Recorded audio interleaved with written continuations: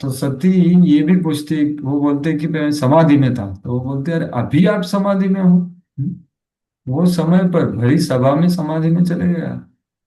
तो उसका उत्तर क्या देती है सती? उसका उत्तर क्या देते हैं शिव जी?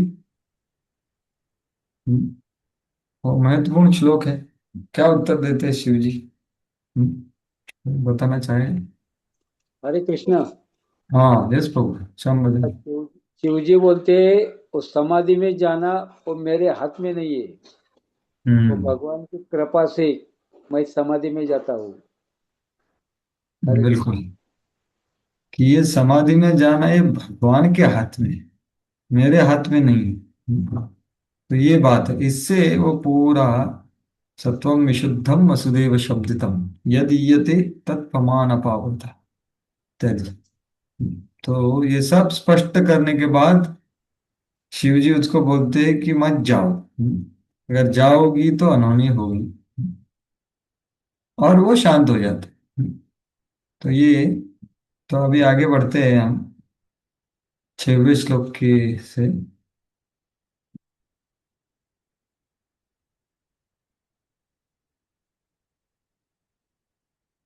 समागतां तत्र न कश्चनाद्रियत् विमानितां यज्ञकृतो भयज्जनः ऋते स्वस्वरूपे जननीं च सादराः प्रेमाश्रुकण्ठः परिष्वच्य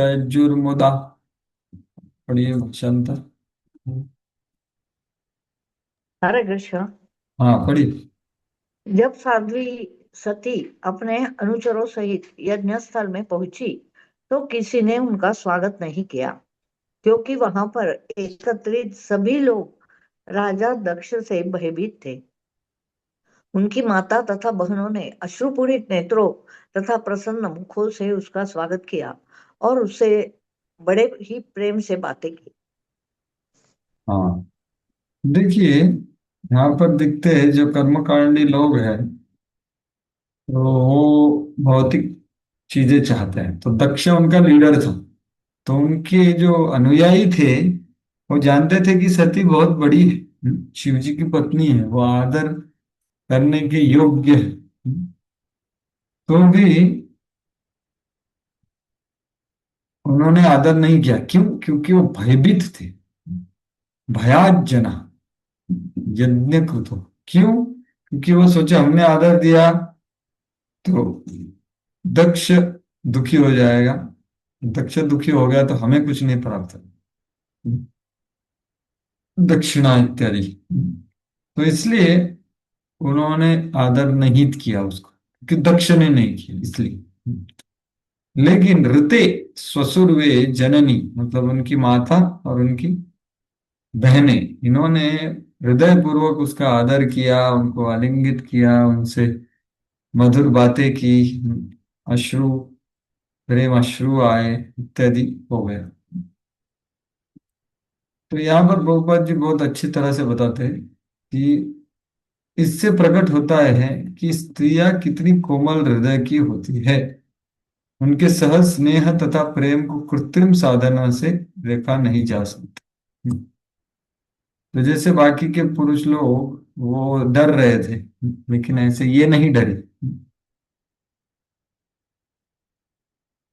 तो बाकी सब वो चाहते थे, देखो, यद्यपि वहां पर एकत्र पुरुष अत्यंत विद्वान ब्राह्मण तथा देवता थे, किंतु वे अपने से श्रेष्ठ राजा दक्ष से भयभीत थे और जानते थे कि यदि वे साध्वी सती का स्वागत करेंगे तो राजा रुष्ट होगा। अतः मन में स्वागत करना चाहते हुए भी वैसा नहीं करना। तो स्त्रियां स्वभाव से कोमल हृदय होती है, किंतु पुरुष कभी कभी अत्यंत कठोर हृदय वाले होते हैं। तो उन्होंने आदर नहीं किया। तो ये अनुयायी होते हैं इसलिए। तो ये तथाकथित अनुयायी है। तो ये आगे बढ़ेंगे। सौंदर्य संप्रश्न समर्थ वार्तया मात्रा च मातृश्वश्रुभिश्च सादरम दत्ता सपर्यां वरमासनं च सा नादत्त पित्रा प्रतिनंदिता सती।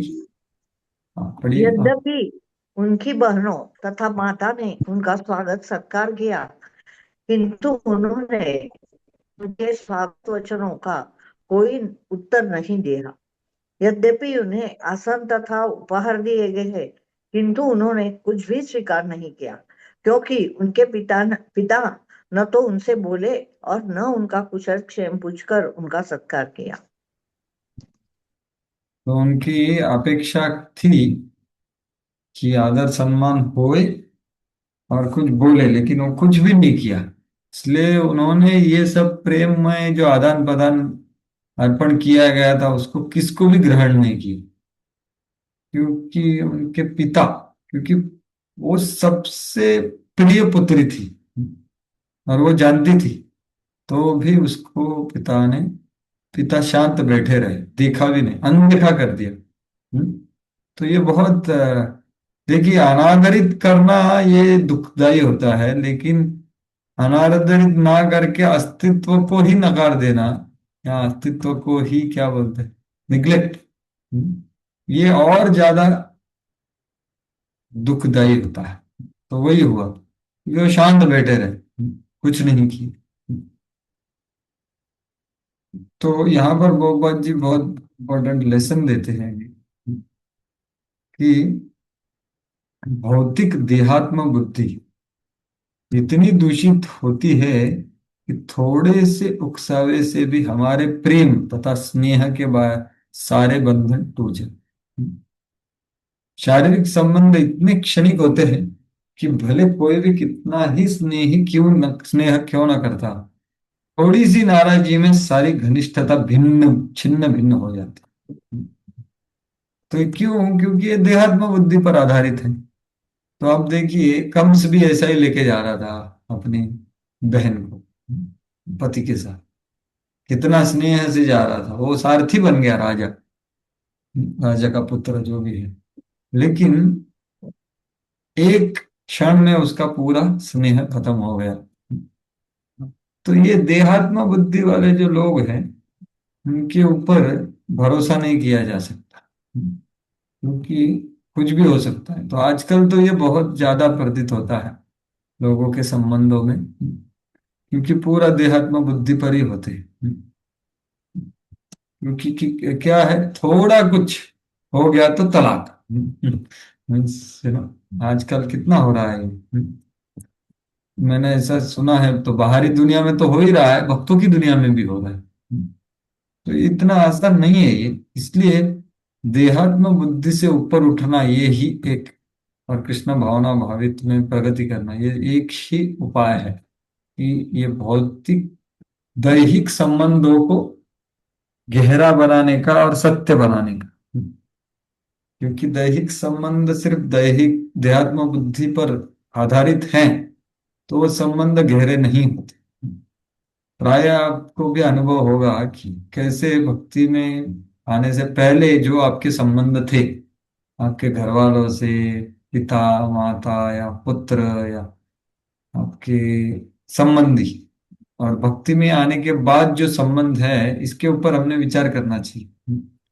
लेकिन जरूर ये बदल जाते हैं, और बदलने चाहिए, क्योंकि हमें कृष्ण से संबंध को देखना है। तो ये महत्वपूर्ण है। नहीं तो वो जब स्नेह वगैरह जो सब है, वो सब दिखावा है, या क्या बोलते हैं, नश्वर है, तथा कथित स्नेह है। क्योंकि थोड़ा नाराजगी होता है तो संबंध खत्म। तो ये यहाँ पर प्रभुपाद जी बोल रहे हैं कि सारी घनिष्ठता छिन्न भिन्न हो जाती। और श्रील रूप गोस्वामी राधा कृष्ण के प्रेम के बारे में जब प्रेम का परिभाषा देते हैं, वो क्या देते हैं कि प्रेम ऐसा चीज है कि सभी परिस्थितियां ऐसी आती है कि द संबंध टूट जाएगा, लेकिन टूटता नहीं है। ऐसी परिस्थिति तक जाता है लेकिन टूटता नहीं, इसको प्रेम बोलते हैं, ऐसा वो परिभाषित करते हैं। क्योंकि उसमें स्वार्थ नहीं है। लेकिन यहाँ देहात्म बुद्धि मतलब स्वार्थ, इसलिए प्रभुपाद बोले दूषित होती है। तो ये एक दूषण है, इसलिए हमें इसके ऊपर उठना चाहिए। बहुत बार ऐसा भी होता है, कुछ ब्रह्मचारी लोग ज्वाइन करते हैं तो पूरा स्नेह खत्म हो जाता है पेरेंट्स का। ये कौन सा टाइप का स्नेह है? उसने क्या कर दिया? भगवान का सेवा करने के लिए कर रहा है। नहीं तो मैंने तो बताया ये दाम्पत्य में सहनशीलता नहीं होती, एक दूसरे को समझ नहीं पाते।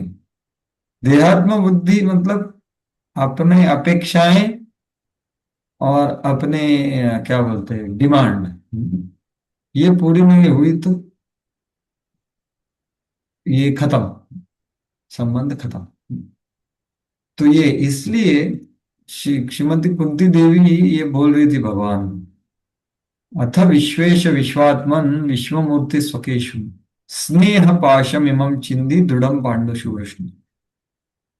हे भगवान, आप मेरे पंडु संबंधों को, स्नेह पाश को, स्नेह का पाश होता है भौतिक, भौतिक स्तर पे पाश बोला गया है उसको, कि आप काटो इसको, किसके साथ? वृष्णि और यदुओं के साथ। वो तो भक्त है तो भी वो बोल रही काटने के लिए, क्यों? क्योंकि उसमें जो देहात्म बुद्धि का मिश्रण है ना, उसको वो काटो बोल रही है।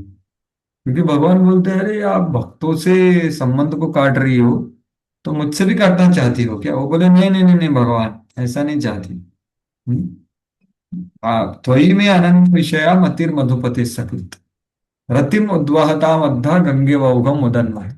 आपके साथ तो मेरे को एकाग्र चित्त आप में प्रवाहित होना चाहिए। तो मतलब मैं क्या चाहती हूँ भगवान, कि मेरा, मैं जब अर्जुन को देखती हूँ तो पहले आपका दोस्त है, ऐसा मैं पहले देखना चाहती हूँ। बाद में मेरा बेटा है, नहीं, पहले में मेरा बेटा है, बाद में आपका दोस्त है, ये इसको काटो बोल रही हूँ। जो भौतिक स्तर पे जो संबंध है उसको आप काटो।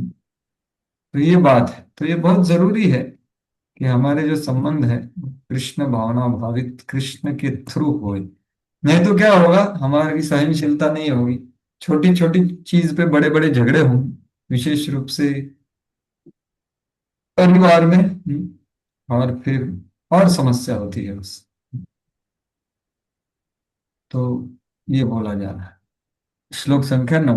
अरुद्र भागम तमवेक्ष चाध्वरम पिता च देवी कृतहेलनम विभो अनादृता यज्ञ सदस्यधीश्वरी चुकोपलोका निवध्यक्षतीरुषा।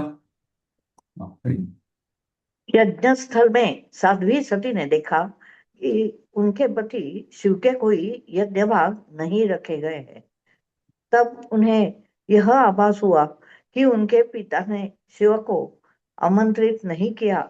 उल्टे जब राजा दक्ष ने शिव की पूज्य पत्नी को देखा तो उसने उसका भी आदर नहीं किया। अतः इससे वे अत्यंत क्रुद्ध हुई, यहाँ तक कि वह अपने पिता को इस प्रकार देखने लगी मानो उसे अपने नेत्रों से भस्म कर देगी। तो वैसे ही वो शिव जी को भी देख रही थी जब उसका जाने का इच्छा था, बराबर की नहीं, कि जला ही दे। लेकिन वो जो क्रोध था वो स्नेह के साथ था, संबंध के साथ। यहाँ का जो क्रोध है वो अलग है, ठीक है? तो वो जो क्रोध है वो घनिष्ठता का भी था, और इसलिए वो रोई भी थी। लेकिन ये वाला क्रोध है, ये वैसा नहीं, ये बहुत डेंजर क्रोध है। आप देखेंगे उनके शब्दों से पता चलेगा क्रोध कितना गहरा क्रोध है। और ये क्रोध, ये उचित क्रोध है, ये क्रोध है, इसको सराहना की गई है साधुओं ने, सुखदेव गोस्वामी ने और आचार्यों ने। तो ये बात कही गई है। तो ये क्रोधित हुई क्यों? क्योंकि उसका आदर नहीं हुआ इसलिए क्रोधित हुई क्या? नहीं। हालांकि पहले वो बोल रही थी कि अरे मेरे को मेरी बहनों को देखना है, अच्छे से सुशोभित होके जाना है इत्यादि, इसलिए मेरे को जाना है, मैं दीन हूं इत्यादि। ये बाहरी कारण था। यहाँ पर देखिए वो क्रोधित हुई कब? जब उन्होंने देखा कि मेरे पति का आदर नहीं हो रहा है, पति को कुछ यज्ञ भाग नहीं दे दिया जा रहा, तो तब भी वो आदर ये हुई। तो यहाँ पर आप देखो, वे अपने लिए दुखी न थी क्योंकि वे अपने पिता के घर बिना बुलाए आने के लिए तैयार थी। किंतु यह देखना चाहती थी कि उनके पति का आदर किया जा रहा है या नहीं।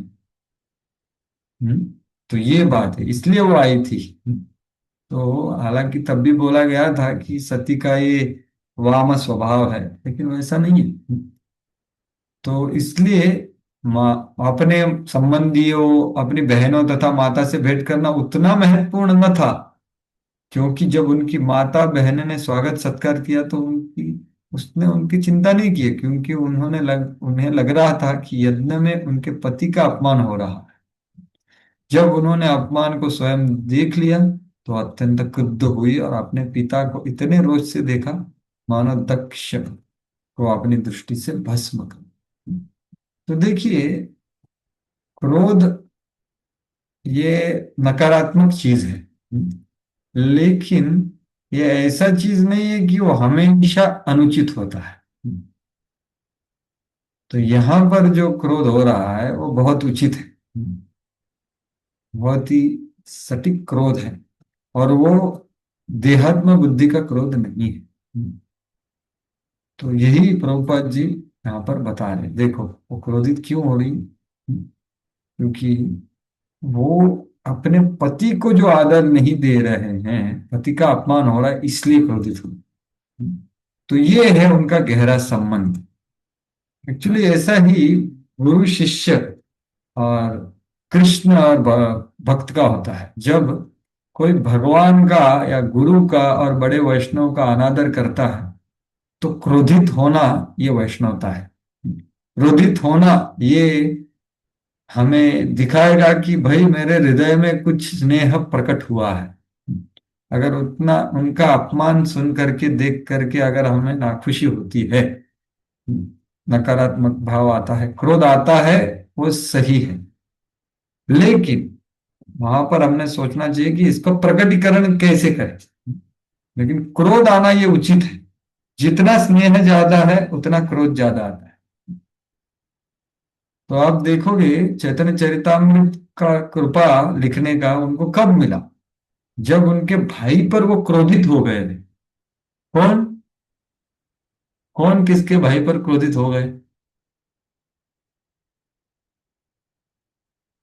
आपने ये लीला सुनी है? कविराज गोस्वामी। चैतन्य महाप्रभु प्रेरित हुए थे प्रभु जी। चैतन्य महाप्रभु प्रेरित हुए थे ना, नित्यानंद प्रभु का उन्होंने अपमान किया था उनके भाई ने। हाँ, वो उदाहरण सही है, लेकिन अभी मैं और दूसरा उदाहरण बोल रहा हूँ दूसरा कौन सा? हाँ हाँ, कि चैतन्य चरितामृत लिखने का जो कृपा है वो कैसे मिला उनको, नित्यानंद प्रभु से। किसको मिला, कब मिला? कृष्णदास कविराज गोस्वामी के वो सपने में आ गए थे चैतन्य महाप्रभु। हाँ, वो क्यों आए, कब आए? जब उनके भाई ने उनका अपमान किया था ना, तो बाद में उनके सपने में। हाँ, भाई ने अपमान किया और सपने में आए, इसका संबंध क्या है? बिल्कुल सही बोल रहे हैं। भाई ने किसका अपमान किया? नित्यानंद प्रभु का। नित्यानंद प्रभु के रूप में उनके अनुयायी आए थे मीन केतन रामदास सभा में। वो भी बड़ी सभा थी इसकी जैसी, दक्ष सभा जैसी। तो वो अंदर घुसे, सब लोगों ने प्रणाम किया उनको, लेकिन एक गुणार्णव मिश्रा नाम का एक व्यक्ति था, कोई पूजा कर रहा था। उन्होंने सोचा ये उचित रहेगा कि मैं इनको आदर आदर नहीं दूंगा। तो ये गुणार्णव मिश्रा एक ब्राह्मण थे, लेकिन वो नित्यानंद प्रभु को नहीं समझते थे, आदर नहीं करते थे। इसलिए नित्यानंद प्रभु का पार्षद है मीन केतन रामदास, उनको भी उन्होंने आदर नहीं किया। तो मीन केतन रामदास क्रोधित हो गए। तो ये क्रोध सही है, जैसे सती का क्रोध है, क्योंकि मीन केतन रामदास ऐसा नहीं सोच रहे अरे इसने मेरा अनादर किया, नहीं, नित्यानंद प्रभु का अनादर किया इन्हें। तो वो क्या शब्द बोलते हैं कि दूसरा रोमहर्षण सुत मत बनो, ऐसा वो बोलते हैं। और वो अपनी बांसुरी को तोड़ के चले जाते सभा से। मीन केतन रामदास चले जाते गुणार्णव मिश्रा को क्रोधित वचन बोलते हुए कि आप दूसरे रोमहर्षण मत बनिए। तो ये सब दृश्य कविराज गोस्वामी के भाई देखते हैं और वो भी थोड़े मोहित हो जाते हैं, और वो कविराज गोस्वामी से बात कर रहे हैं। और कविराज गोस्वामी उनका ताड़न करते हैं, अरे मूर्ख, तेरे को लगता है कि ये गुणार्णव मिश्रा ने सही व्यवहार किया है, तो तू मूर्ख है, क्योंकि आप भी नहीं जानते नित्यानंद प्रभु का गुण, नित्यानंद प्रभु का महत्ता। अगर आप सोचते हो मैं चैतन्य महाप्रभु को मानता हूं और नित्यानंद प्रभु को नहीं मानता, ये एक पाषंड हो गया। ये क्या है? अगर आप चैतन्य महाप्रभु को मानते हैं और नित्यानंद प्रभु को नहीं मानते, वो आदि गुरु है, तो क्या है? इससे अच्छा है कि आप नास्तिक बनो। क्योंकि अर्धकूट न्याय है, कुछ फायदा नहीं इसका। तो ऐसे वो ताड़न करते उसके भाई को। और उसी ये ताड़न करने से नित्यानंद प्रभु खुश हो जाते हैं और उस रात उनके सपने में आते हैं। तो बोलने का तात्पर्य ये है कि हमारे हृदय में वैष्णव, हरि गुरु और वैष्णव की तरफ कुछ स्नेह प्रकट हुआ है, तो जब उनका निंदा होता है तो जरूर क्रोध प्रकट होना चाहिए। तो यहां पर सती का जो क्रोध है वो बिल्कुल सही है, क्योंकि तो आदर भी दिया जाता है। देखो, परंपरा या सही आध्यात्मिक संबंध मतलब क्या होता है कि we respect the person for not who he is, but we respect the person for whom he represents. This is the सिद्धांत, कि हम किसी का आदर क्यों करते हैं, ना कि वो बहुत अच्छा वक्ता है, बहुत अच्छा गाता है, बहुत अच्छा दिखता है, बहुत अच्छा आदान प्रदान करता है, ये सब होगा, लेकिन हम उसका आदर क्यों करते हैं? क्योंकि वो परंपरा को, उनके गुरु को प्रतिनिधित्व करता है, इसलिए ये बात है। तो सती का अनादर मतलब शिव जी का अनादर, इसलिए वो क्रोधित हो गई, क्योंकि वो किसका प्रतिनिधित्व कर रही थी? शिव जी का। तो ये है, हमें प्रतिनिधि ही बनना है। नहीं तो खुद के लिए आदर लेंगे तो मर जाएंगे, एक दिन जल जाएंगे वही आदर में। तो हमें आदर भी वैसा ही देना चाहिए, नहीं तो फिर पर्सनालिटी कल्ट हो जाता है। समझ रहे आप? पर्सनालिटी कल्ट मतलब एक, हम आदर दे रहे हैं आदमी को, लेकिन परंपरा से उसका जो कनेक्शन है उसको आदर नहीं देते, तो कुछ प्रकट नहीं होगा। जैसे ब्रह्मा जी नारद मुनि का आदर करते हैं विधिवत, मतलब जैसे ब्रह्मा जी आ गए, क्योंकि वो ब्रह्मा जी का प्रतिनिधित्व करते हैं। तो हम आदर देते हैं किसको? क्योंकि वो किसी को प्रतिनिधि है, इसलिए प्रभुपाद जी के शिष्य प्रतिनिधि है, इसलिए आदर करते हैं। प्रभुपाद को क्यों आदर करते हैं? क्योंकि वो भक्ति सिद्धांत सरस्वती ठाकुर के ये है।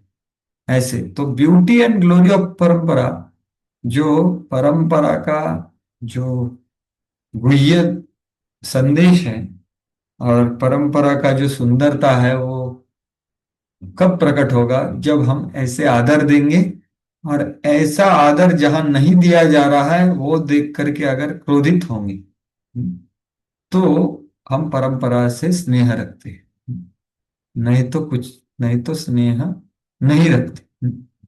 तो ये सती हमें सिखा रही है यहाँ, क्रोध दिखा करके। आगे 10वां श्लोक।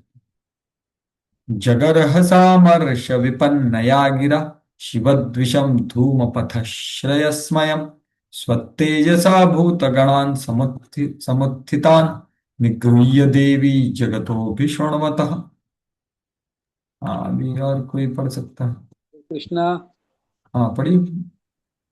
शिव के अनुचर भूतगण राजा दक्ष को क्षति पहुंचाने अथवा मारने हेतु तत्पर थे, किंतु साध्वी सती ने आदेश देकर उन्हें रोका। वे अत्यंत क्रुद्ध और दुखी थी, और उसी भाव में वे यज्ञ के सकाम कर्मों की विधि की तथा उन व्यक्तियों की भर्त्सना करने लगी जो इस प्रकार के अनावश्यक एवं कष्टकर यज्ञों के लिए गर्व करते हैं। उन्होंने सबके समक्ष अपने पिता के विरुद्ध बोलते हुए उसकी विशेष रूप से निंदा की। हरे कृष्ण। तो ये सती है, देखो, वो पूरा सोच विचार करके क्रोध व्यक्त कर रही है। उसका क्रोध दक्ष जैसा नहीं है। क्या बोलते हैं? कि जब दक्ष क्रोधित हुआ, वो भी तुरंत क्रोधित हो गया, अनादर नहीं किया था। तो सती का भी वैसा ही हो गया। आप बोलेंगे यार उसको भी आदर नहीं दिया इसलिए क्रोधित हो गई, नहीं, इसका पूरा विचार युक्त क्रोध है। तो उसके शब्द से पता चलता है। आप देखिए, तो सबसे पहले वो शब्दों के पहले ही यहाँ पर धूम पथा, मतलब क्या, धूम पथ मतलब क्या होता है, यहाँ पर आप देखो, जो स्वार्थ के लिए यज्ञ करते हैं, यज्ञार्था कर्मणा अन्यत्र, विष्णु के लिए नहीं करते, तो सकाम कर्म वाले लोग, तो ये उसको धूम पद बोलते हैं। कोई भले यज्ञ तथा अन्य सकाम कर्मों में संपन्न करने के लिए वेदिशाले का पालन करे, वैदिक आदेश, यदि किन कार्यों से विष्णु के प्रति आकर्षण विकसित नहीं होता, तो सारा श्रम निरर्थक है। तो ये जो धूमपात मतलब धुएं वाला रास्ता है, जिसने विष्णु के लिए प्रेम उत्पन्न कर लिया है, उसे चाहिए कि विष्णु के भक्तों के लिए भी प्रेम तथा आदर विकसित करे। शिव को वैष्णव में अग्रणी माना जाता है, वैष्णवानाम यथाश्रम। इस प्रकार साध्वी सती ने देखा कि उनका पता महान यज्ञ कर रहा है, किंतु महान भक्त शिव के प्रति उसके मन में तनिक भी आदर नहीं है, तो वह अत्यंत क्रोधित हुई। यह ठीक है, यदि विष्णु या वैष्णव का अपमान हो तो मनुष्य को क्रुद्ध होना चाहिए। तो इसका इसका ही हमने चर्चा किया। तो प्रभुपाद जी सर उदाहरण दे रहे, जिगाई मदाई का इत्यादि। नरोत्तम दास ठाकुर का भी वो बोलते हैं कि जो पांच छह षड रिपुओं में, पांच षड रिपुओं का भगवान की सेवा में लगा सकते हैं, काम क्रोध लोभ मोह मद, मत्सर को नहीं, तो क्रोध भक्त द्वेषी जने। तो ये महान गुण बन सकता है अगर इसका उपयोग उस व्यक्ति पर किया जाए जो पूर्ण पुरुषोत्तम भगवान या उनके भक्तों को द्वेषी है। तो ये है। यदि कोई विष्णु या वैष्णव पर आक्रमण हो रहा हो तो इसे सहन करना नहीं चाहिए।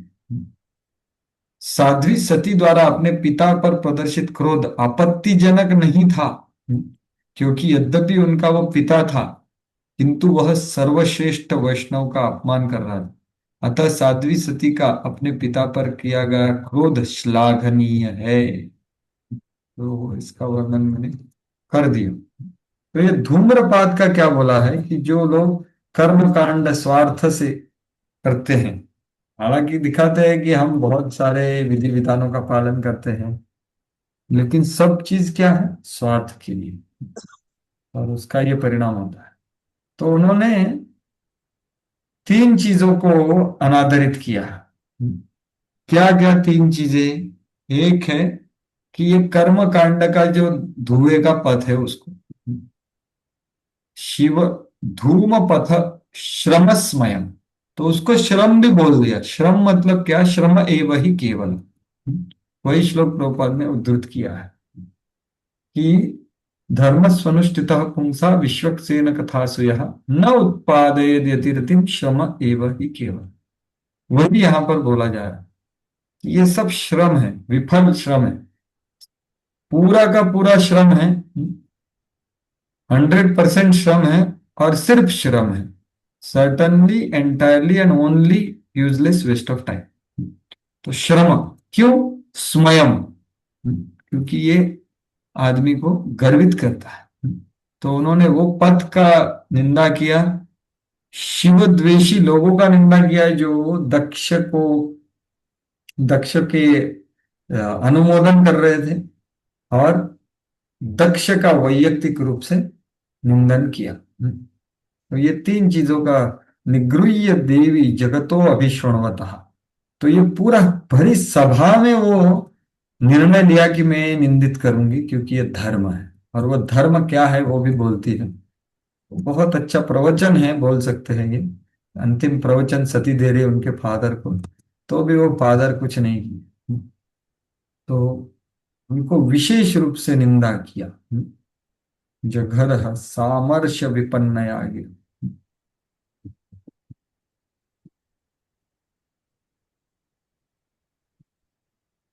तो यहाँ पर उसका ही वर्णन है। तो अभी 11 से लेकर के 23 तक उनके ही पूरे वाक्य हैं जो बहुत श्लाघनीय हैं, गहरे हैं। हालांकि क्रोध से कहे गए हैं, लेकिन वो मानसिक नहीं है, वो धर्म का शिक्षा देते हैं। देवी उवाच नयस्य लोकेस्तचि अतिशायनः प्रियः तथा प्रियो देहभृतां प्रियात्मनः तस्मिन् समस्तात्मनि मुक्तवैरकि रते भवन्तं कथमः प्रतीपयेत्। पढ़िए। देवी सती ने कहा, भगवान शिव तो समस्त जीवात्माओं के लिए अत्यंत प्रिय है। उनका कोई प्रतिद्वंद्वी नहीं है। न तो कोई उनका अत्यंत प्रिय है और न कोई उनका शत्रु है। आपके सिवा और ऐसा कौन है जो ऐसे विश्वात्मा से द्वेष करेगा, जो समस्त वैर से रहित है। हरे कृष्ण। हरे कृष्ण। तो वो बोल रही है कि अरे कृते भवंतम कथमः प्रतिपयेत्, आपको छोड़ के इनका वैर कौन करेगा। क्योंकि उनके गुणों का वर्णन हो रहा है। नयस्य लोकेस्ति अतिशायन प्रिय, मतलब नयस्य कश्चित दयितोस्ति करहिचित द्वेषस्त, सेम, ये सबके लिए समान है। उनके कुछ प्रिय लोग हैं, अप्रिय लोग हैं, ऐसा नहीं है। वो सबके ही प्रिय है।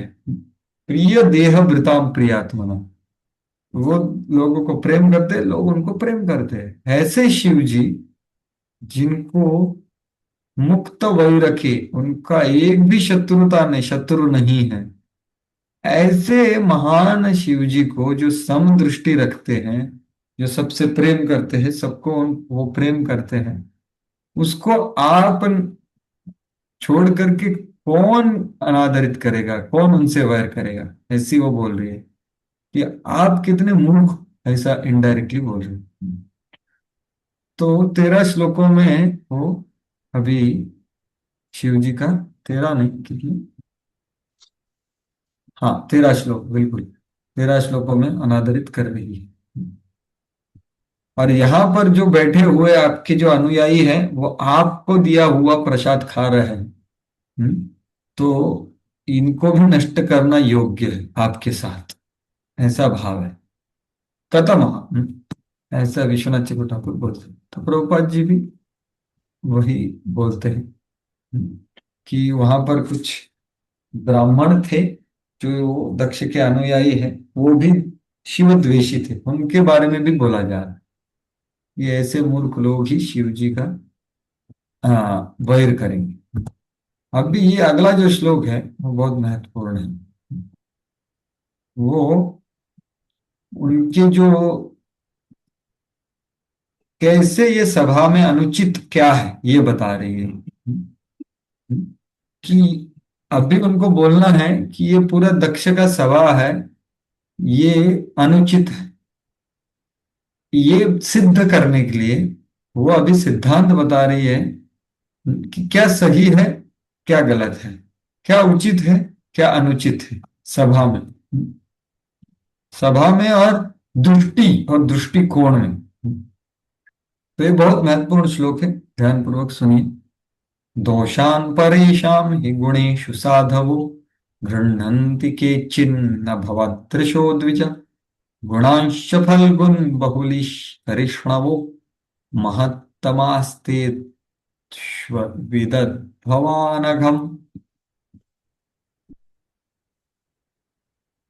हे द्विज, पढ़िए। आप ऐसा व्यक्ति ही दूसरों के गुणों में दोष ढूंढ सकता है, किंतु भगवान शिव दूसरों के गुणों में कोई दोष नहीं निकालते।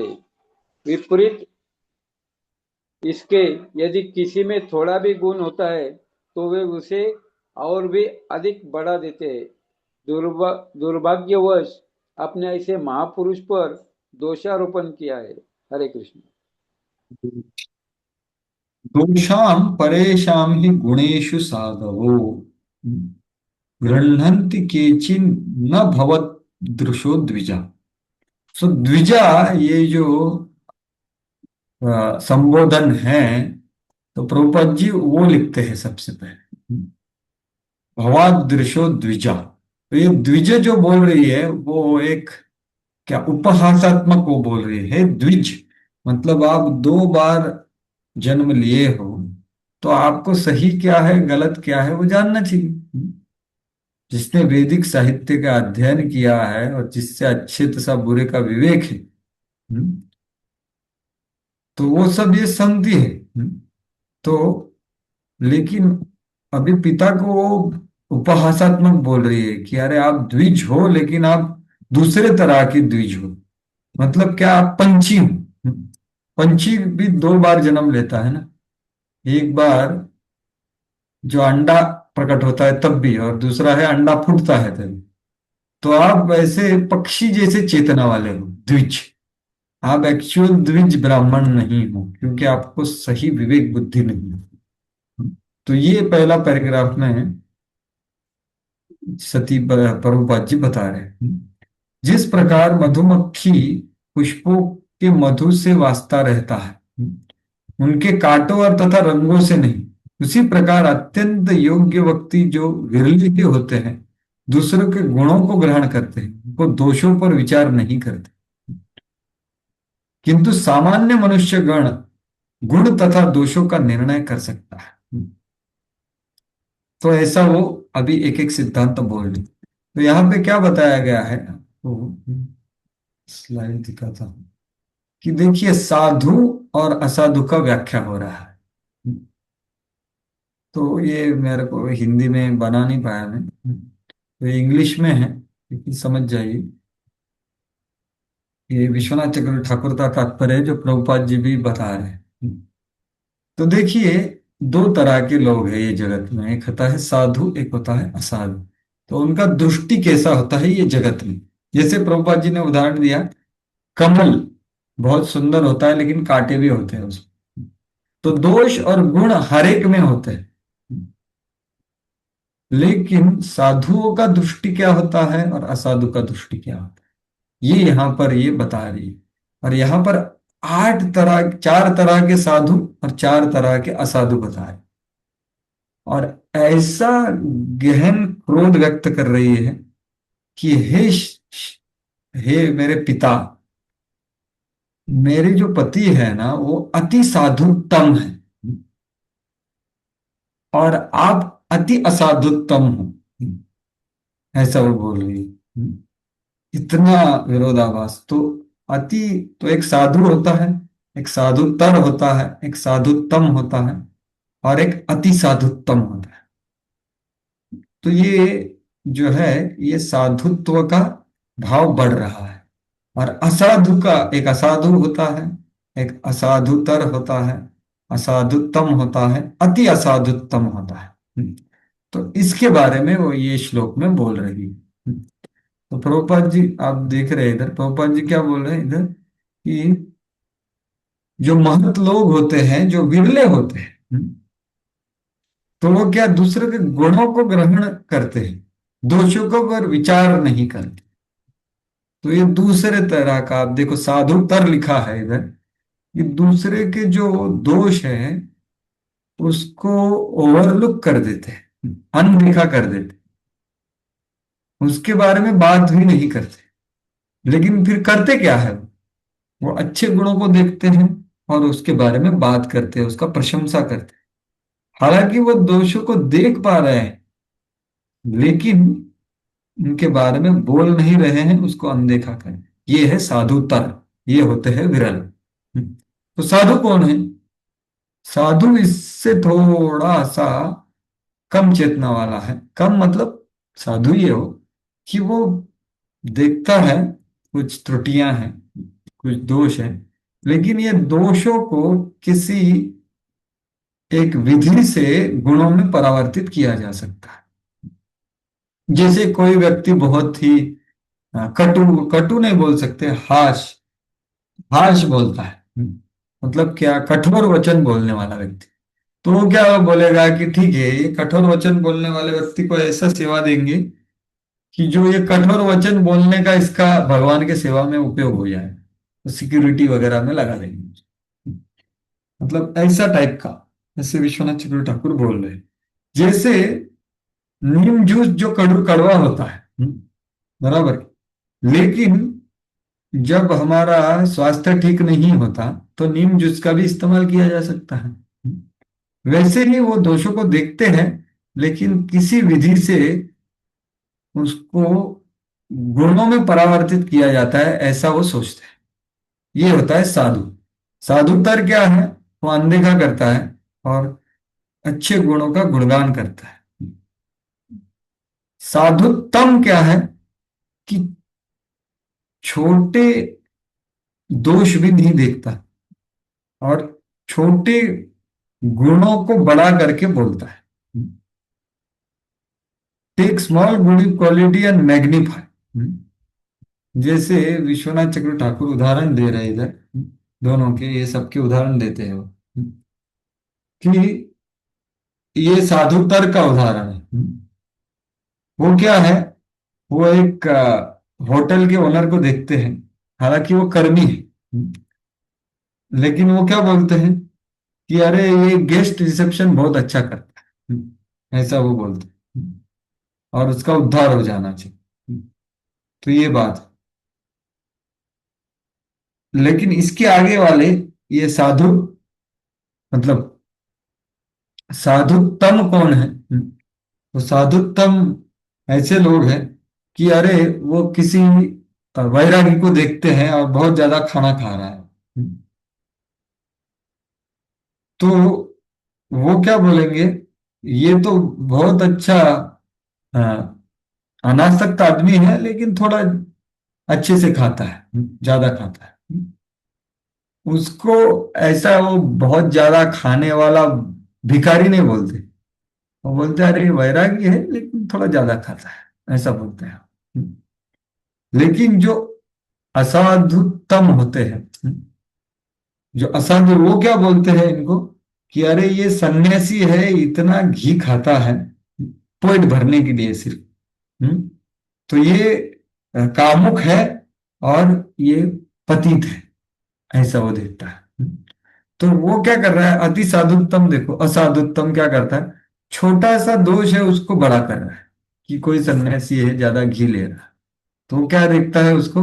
अरे ये कौन है, ये कामुक हो जाएगा, इतना घी खाता है, और पतित हो जाएगा, ऐसा वो देख रहे हैं। और अच्छा गुण देख ही नहीं रहा है वो, तो ये बोलता है, ये ऐसा उसका ये असाधुतर हो गया, असाधुत्तम। तो ऐसा, और अति असाधु, अति साधुत्तम कौन है? कि जिसमें एक भी गुण नहीं है उसमें उनको गुण दिखते हैं, ये अति असाधुत्तम है। तो शिव जी का ये स्तर है। और सॉरी, अति साधुत्तम और अति असाधुत्तम मतलब क्या है? कुछ भी दोष नहीं है तो भी सिर्फ दोष दिखते हैं। तो ये कौन है? दक्ष। पूरे दोष, पूरा उन्होंने लेक्चर दिया ना दक्ष सभा में।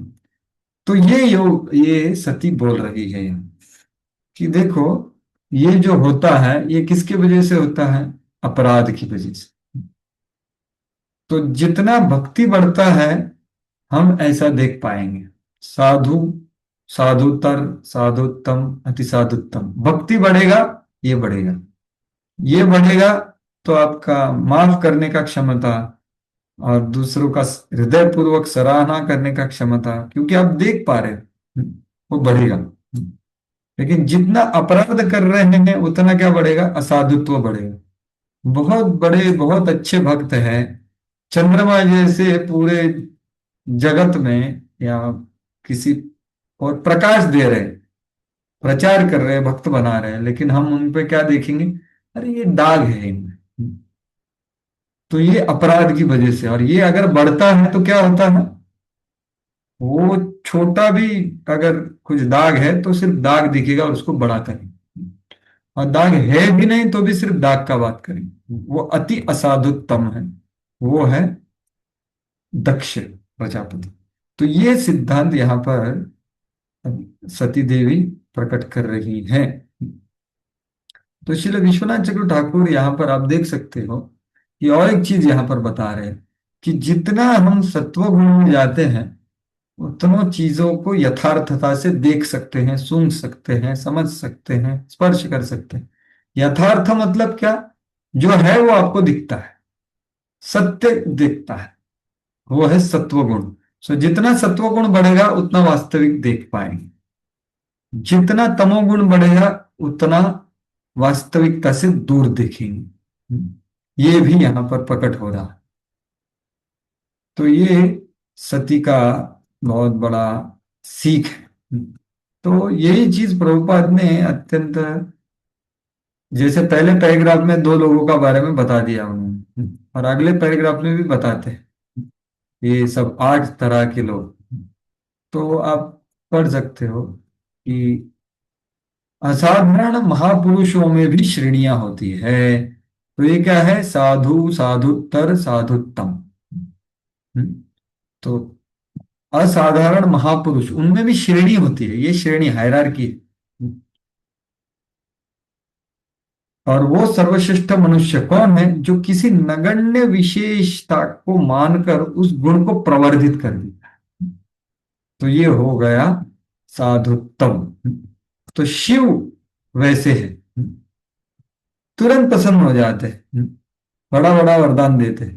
तो प्रभुपाद जी उदाहरण देते हैं वो प्रकाश रूप। इस प्रकार शिव ने उनके दुर्गुण को गुण मान लिया, किंतु साध्वी सती ने अपना पिता को दोषी ठहराते हुए कहा, आप बिल्कुल इसके विपरीत विपरीत है। यद्यपि शिव में अनेक गुण हैं और उनमें एक भी दोष नहीं है, किंतु आप उन्होंने निकृष्ट मानकर उनमें दोषों को ढूंढ निकाला है। तो ये है असाधुत्तम, अति असाधुत। उनके गुणों को दोष मानने का कारण आप महान आत्मा न बनकर अत्यंत पतित बन गए हैं।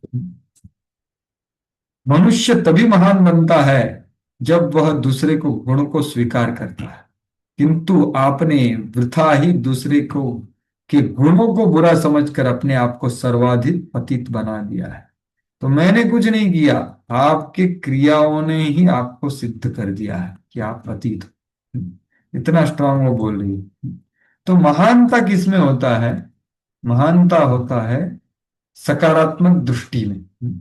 लेकिन ये सकारात्मकता तथाकथित सकारात्मकता नहीं है, जैसे एयर होस्टेस सकारात्मकता दिखाती, वैसा वाला नहीं है। ये सच्चा सकारात्मकता है, कृष्ण भावना भावित सकारात्मकता है। तो ये बात तो प्रभुपाद जी ये सब बता रहे जो हमने चर्चा किया। तो 4 और 4 श्रेणी है। तो यहाँ पर हमने विचार करना चाहिए कि हम क्या देखते हैं। विशेष रूप से भक्तों के संग में ना, या भक्तों के परिवार में ये बहुत जरूरी होता है कि हम, क्योंकि दोष दिखते हैं ना पास में, तो हमें विचार करना चाहिए कि हमें क्या देखना चाहिए और उसके हिसाब से हमें आगे बढ़ना चाहिए जहां भी है। और हमारा जो दृष्टि है और दृष्टिकोण है वो बदलना चाहिए। क्योंकि क्या है, गुरु गुरु क्या प्रदान करते हैं? चक्षुदान दिलोजयी जन्मे जन्मे प्रभु। गुरु हमें दृष्टि और दृष्टिकोण प्रदान करते हैं, ना कि सिर्फ बाहरी रूप से कुछ प्रदान करते हैं। नाम, पोस्ट, पोजीशन, सेवा, ये सब तो मिलता है, लेकिन उनका सबसे बड़ा दान है सही दृष्टिकोण, वास्तविक दृष्टिकोण, कृष्ण भावना भावित दृष्टिकोण। ये सती यहाँ पर सिखा रही है बहुत सुंदरता से। और वो अपने पिता को क्रोधित भी हो रही है। तो देखिए यहाँ पर निंदा नहीं हो रही है, आप समझिए, यहाँ पर गुणगान हो रहा है शिव जी का, और वो प्रसंग में उनकी निंदा हो रही है। तो ये चीज उनके अज्ञानता से या उनके द्वेष से प्रकट नहीं हो रही है सती के, ये उनके बहुत शिव जी के प्रति अपने प्रेम के और पूरे के पूरे ज्ञान से प्रकट हो रही है। ये जो निंदा हो रही है, क्रोध है, तो ये बिल्कुल 180 डिग्री अपोजिट है इनसे। दक्ष प्रजापति बोल रहे थे, मैं अज्ञानता से नहीं बोल रहा हूं या द्वेष से बोल रहा हूं, लेकिन आप सुन लो, लेकिन आप दुखी हो जाओगे, लेकिन थोड़ा सोच लो। तो ये अलग है दोनों। तो अभी आगे वो बोल रही है 13वें श्लोक में, नाश्चर्यमेत्यद्य सत्सु सर्वदा महद्विनिंदा गुणपात्मवादिषु सेर्घ्यम महापुरुष पादपांसुभिः निरस्ततेजस्सु तदेव शोभनम। स्क्रीन शेअर करा प्लीज। हाँ पढ़िए। करिए ना राकेश ना, आप स्क्रीन शेयर करिए ना। ओके, हाँ मैंने वो पीपीटी शेयर किया है ना। हाँ वही वो पढ़ो ना। चार्ट देख लिया ना सबने? चार्ट दिख रहा था ना अभी आपको इंग्लिश में? हाँ और दिख एक, रहा था, दिख हाँ रहा था। जी, सॉरी ये इंग्लिश किया शायद, इंग्लिश शेयर कर।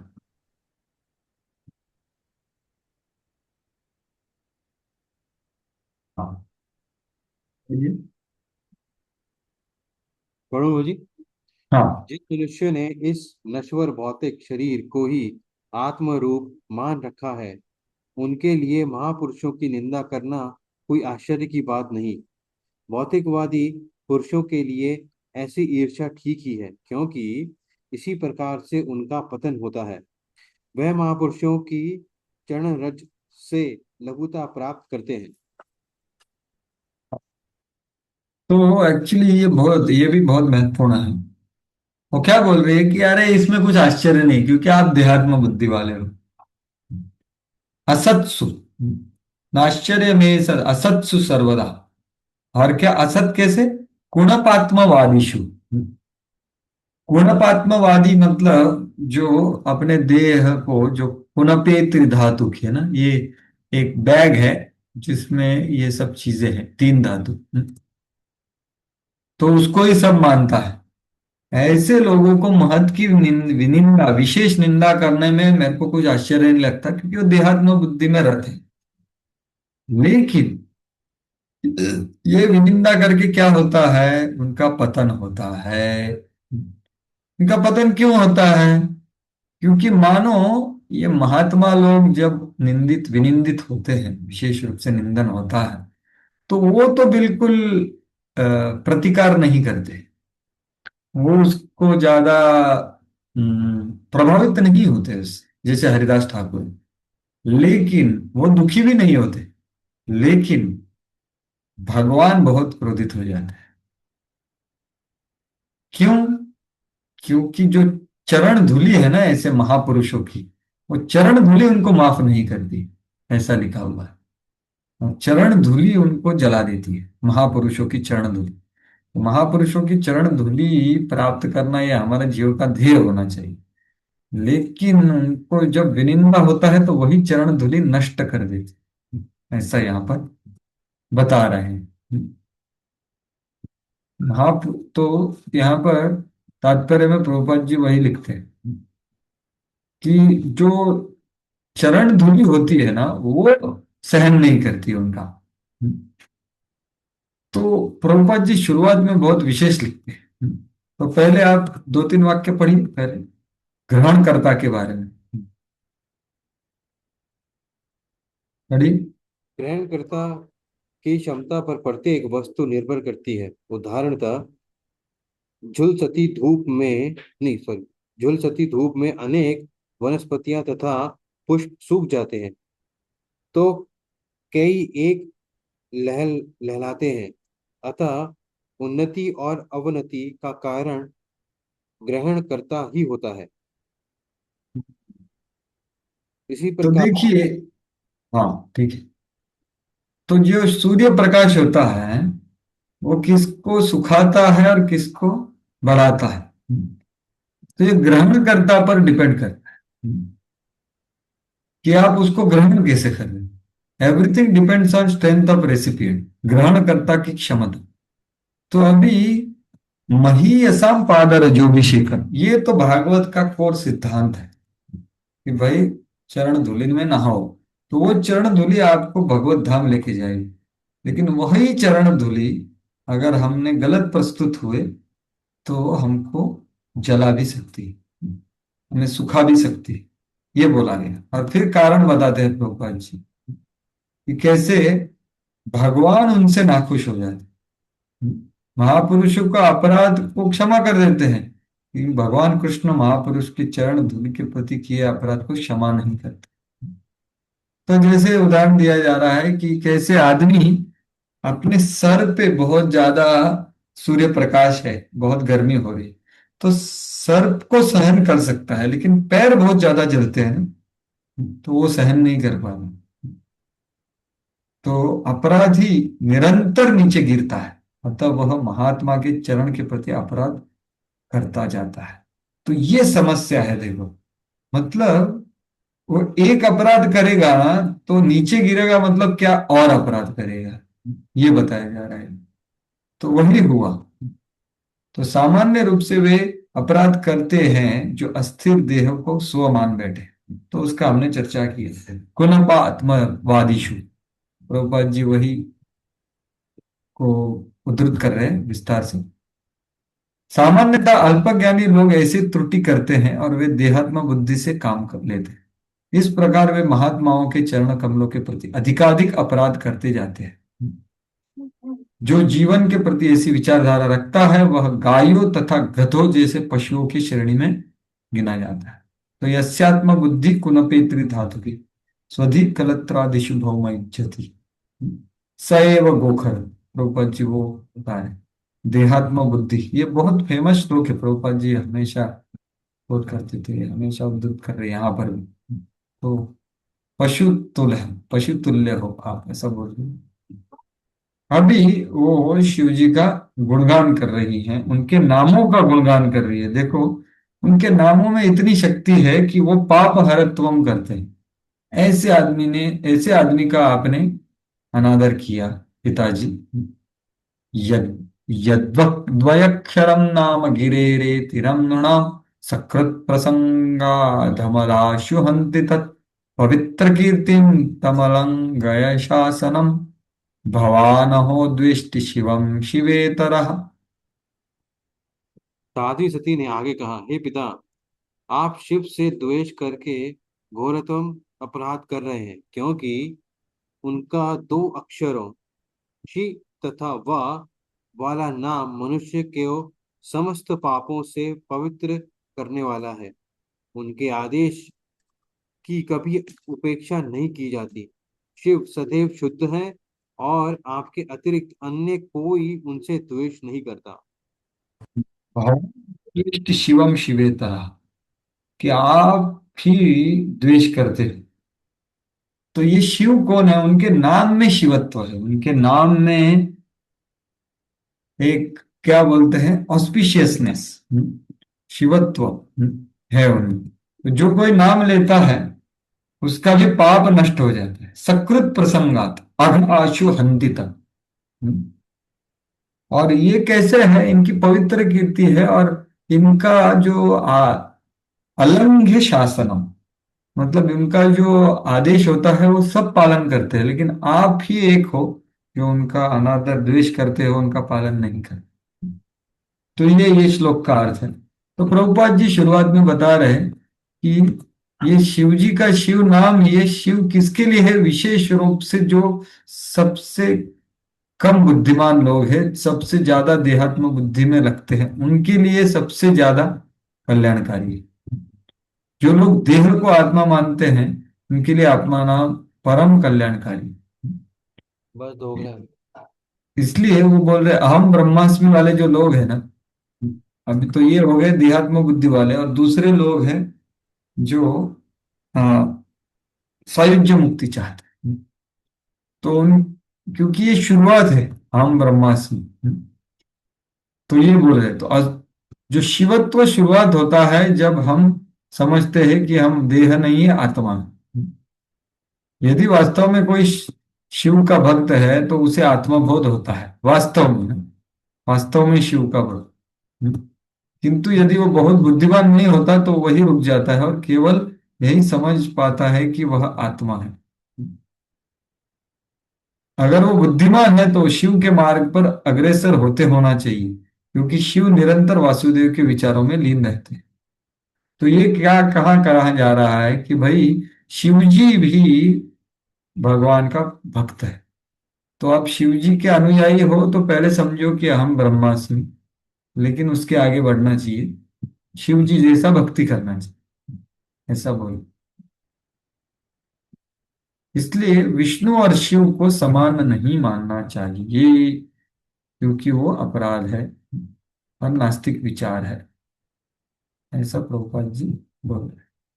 तो अभी उनके नाम का पाप हरत्व बताया है, अभी उनका मुक्ति प्रदातत्व बताया गया है। यत्पाद पद्मं महतां मनोलिभिः निषेवितं ब्रह्म रसास्वार्थिभिः लोकस्य यद्वर्षति च शृणोर्थिना तस्मै भवान् द्रुह्यति विश्वबन्धवे। आप हाँ। उन शिव से द्रोह करते हैं जो तीनों लोकों के समस्त प्राणियों के मित्र हैं। वे सामान्य पुरुषों की समस्त इच्छाओं को पूरा करने वाले हैं और ब्रह्मानंद दिव्य आनंद की खोज करने वाले उन महापुरुषों को भी आशीर्वाद देते हैं जो उनके चरण कमलों के ध्यान में लीन रहते हैं। तो देखिए शिव जी का मुक्ति प्रदान तत्व बोला गया। तो शिव जी दो प्रकार के लोगों का ये करते हैं, द्रौपद जी बोल रहे, सामान्य रूप से दो श्रेणियां होती हैं। एक भौतिक स्तर पे होती है तो शिव जी आशुतोष है, भौतिकतावादी धर्म अर्थ काम चाहिए तो वो दे देते हैं। लेकिन वही शिव जी जो उनके पास प्रचेताओं जैसा भक्ति का कोई आता है तो वो भक्तिमय भक्ति भी प्रदान करते हैं। सामान्य लोग जन उनकी पूजा में विशेष तत्पर होते हैं, क्यों? क्योंकि भौतिक जगन, भौतिक चीजें चाहिए। दूसरे लोग वो है कि जीवन, भौतिक जीवन से उब गए मोक्ष पाने के हेतु पूजा करते हैं, तो वो भी मुक्ति को भी शिव जी प्रदान करते हैं। तो ऐसे शिव यह सुविधा भी प्रदान करते हैं। तो सामान्य रूप से लोग आर्थिक विकास के लिए धनोपार्जन हेतु धर्म का आचरण करते हैं, क्योंकि धन से वो अपनी इंद्रियों को तुष्ट कर सकते। किंतु जब वे जीवन से उब जाते हैं वो आध्यात्मिक ब्रह्मानंद चाहते हैं, अर्थात परमेश्वर से तदाकार होना चाहते हैं। तो शिव जी सायुज्य मुक्ति को भी प्रदान करते हैं। लेकिन सबसे ऊपर क्या है? शिव जी जैसा भक्त बनना। तो वो भी बोलते हैं यहां तक कि वैष्णव भी जो इस लोक के सामान्य तथा उन्नत जनों से बढ़कर है, शिव जी की पूजा को सर्वश्रेष्ठ वैष्णव के रूप में करते हैं। इस प्रकार वो उन सबके मित्र है। देखो, सामान्य जन है, उन्नत जन है या भगवत भक्त। सामान्य जन को भौतिक भौतिक धर्मार्थ काम, उन्नत जन को मोक्ष और भगवत भक्त को भक्ति। ऐसे शिव जी है, इनका आदान अनादरता और शत्रु क्यों नहीं, बिल्कुल नहीं करना चाहिए। तो ये बताया जा रहा है। अभी आगे के श्लोक में वो स्पष्ट कर रही है, क्योंकि ऐसा प्रतीत होता है कि उन्होंने क्या क्या बोला ये सती को जानकारी हो गया है, तो अभी वो स्पष्टीकरण दे रही है सती, कि दक्ष उनको बोले थे ना कि अरे ये क्या जटा धारण करता है, भस्म लगाता है, बहुत अशुचि है। तो उसको वो स्पष्ट कर रही है कि आप जो सोच रहे हो वो गलत है पिताजी। तो अभी 16वें श्लोक से लेकर के 16वें श्लोक में वो वही बता रही है कि आपका जो विचार है वो बहुत ही बाहरी रूप से आप देखते हो। किं वा शिवाख्यम शिवम न विदुष अन्ये ब्रह्मादयस्तमवकीर्य जटाश्मशानि तन्माल्यभस्म कृपापाल्यवसत्पि च शौचे ये मे मूर्धभि धरति तच्चरणावसृष्टम। अभी शांतिलता भक्ति माता जी आप पढ़िए। हरे कृष्णा दंडवत प्रणाम। हम्म। क्या आप यह सोचते हैं कि आपसे भी बढ़कर सम्मानीय व्यक्ति जैसे भगवान ब्रह्मा इस शिव नाम से विख्यात अमंगल व्यक्ति को नहीं जानते? वे श्मशान से असुर के साथ रहते हैं। उनकी जटाएं शरीर के ऊपर बिखरी रहती हैं। वे नरमुंडों की माला धारण करते हैं और श्मशान की राख शरीर में लगाए रहते हैं। किंतु इन अशुभ गुणों के होते हुए भी ब्रह्मा जैसे महापुरुष उनके चरण पर चढ़ाए गए फूलों को आदर पूर्वक अपने मस्तक पर धारण करके उनका सम्मान करते हैं। हाँ, तो देखिए ये यहाँ पर स्पष्ट कर रही है कि देखो आप बहुत भारी रूप से उनको देखते हो, और देखो मैं सम्मान करती हूँ इसलिए आपने सम्मान करना चाहिए, ऐसा नहीं बोल रही हूँ। ब्रह्मा जी जिसका सम्मान करते हैं, बराबर, ब्रह्मा जी भी उनका चरण धूलि लेकर के सर पे लगाते हैं। तो आप क्यों नहीं कर सकते? तो शिव जी की स्थिति को वो बोल रही है। तो Sati wants to establish supremacy of his husband. तो देखिए यहाँ पर बोला गया है उनकी श्रेष्ठता को सिद्ध हो सके। उनका पूरा प्रयत्न क्या है सती का? अनादर करना, निंदा करना, ये नहीं है। शिव जैसे महापुरुष की भर्त्सना करना निरर्थक है, और ऐसा उनकी पत्नी सती द्वारा कहा जा रहा है, जिससे उनकी श्रेष्ठता सिद्ध हो सके। तो पिछले दूसरे अध्याय के 14 और 15वें श्लोक में उन्होंने बोला था, अरे ये श्मशान के असुरों के साथ रहता है इत्यादि, उसको स्पष्ट कर रही है वो यहाँ पर। तो क्योंकि सती एक साध्वी थी और शिव की पत्नी थी, तो उनका कर्तव्य था कि शिव के उच्च पद को केवल न केवल भावनाओं से, वरन तथ्यों के आधार पर स्थापित करें। तो ना कि ये मेरे पति है इसलिए श्रेष्ठ है, ऐसा नहीं, ये तो भावना हो गई। नहीं, ये सती ऐसी स्त्री नहीं कि सिर्फ भावनिक है, भावुक है, नहीं। वो सिद्धांतों के आधार पर, तथ्यों के आधार पर स्थापित कर रही है भाई शिवजी बहुत ही वरिष्ठ लोग हैं। तो ब्रह्मा प्राय सभी प्रकार से सम्मान करते हैं इत्यादि, वो सब बताया है। तो हमारे जीवन में भी हम वरिष्ठ वैष्णवों को तथ्य के ऊपर आदर करना चाहिए, ना कि सिर्फ भावनिक होकर। ये बहुत जरूरी है। नहीं तो फिर भावनिक होकर आदर करेंगे और फिर भावनिक होकर अनादर भी करेंगे, क्योंकि वो उसका जो फाउंडेशन है वो गलत है। तो ब्रह्मा से भी बड़ा शिव जी का स्तर है, स्थिति है, ये सब क्षीरम यदा दधि विकार विशेष योगात इत्यादि बताया है। और प्रभुपाद जी बोल रहे हैं कि जब देवता होता है और भगवान होता है, तो देवता का पर्पस क्या है कि भगवान के ऊपर लोगों का केंद्रित कर। तो प्रभुपाद इसके बारे में हमने काफी चर्चा किया, तो बीच में लास्ट पार्ट पढ़ सकते हैं, वो जरूरी है। यहाँ पर शिव जी का गुणगान हो रहा है। क्यों? क्योंकि एक चीज है कि भाई उनका वैयक्तिक आदर है अपने पति की तरह, लेकिन महत्वपूर्ण चीज है कि उनका बहुत ही ऊंचा स्थिति है। वो नॉर्मल जीवात्मा नहीं है, विशेष जीवात्मा भी नहीं है ब्रह्मा जी जैसे, वो एक शंभु तत्व है। तो ये अंतिम पैराग्राफ पढ़ लीजिए, जब शिव, ये वाला। जब शिव के पद को ब्रह्मा स्वीकार करते हैं, तो साध्वी सती के पिता राजा दक्ष को भी यह स्वीकार करना चाहिए था। साध्वी पति सती के कथन का यही तात्पर्य था। वे वास्तव में अपने पिता के घर उत्सव में सम्मिलित होने नहीं आई थी। यद्यपि आने के पूर्व उन्होंने अपने पति से यही तर्क किया था कि वे अपनी बहनों तथा माता से भेंट करना चाहती थी। यह तो कोरी दलील थी, क्योंकि अपने अंतःकरण में उन्होंने यह भाव बना रखा था कि वे अपने पिता राजा दक्ष को शाश्वत आश्वस्त करेगी कि शिव से विरोध बनाए रखना व्यर्थ है। यही उनका मुख्य उद्देश्य था, क्योंकि जब वे अपने पिता को समझा पाने में असमर्थ हो गई, तो उन्होंने पिता द्वारा प्रदत्त शरीर को त्याग दिया, जैसे कि अगले श्लोकों में मिलेगा। तो ये है सती का महत्ता। प्रभुपाद जी बहुत स्पष्टता से बोल रहे हैं कि सती का मानस क्या था। तो ये क्या है दलील, कोरी दलील मतलब क्या पता है? तो पहली बार सुन रहा हूँ।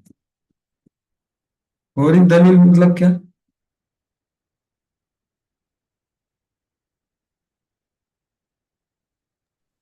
नहीं पता ये किसी को। दलील थी।